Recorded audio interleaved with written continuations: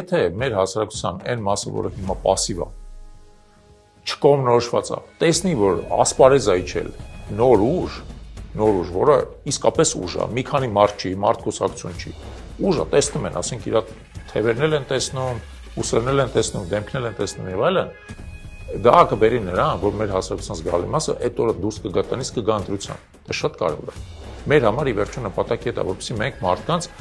համոզենք, որ իրանք գան ընտրության, որ իրանք հասկանան, որ իրանց այդ մի ձայնից շատ բան է կապված, շատ բան է կապված, եւ որ այլևս չկա այդ հարցը, որ Փաշինյանը չլինի, ով է լինելու։ Այդ հարցի պատասխանը կա։ Այդ հարցի պատասխանը կա եւ այդ հարցի պատասխանը մենյու է։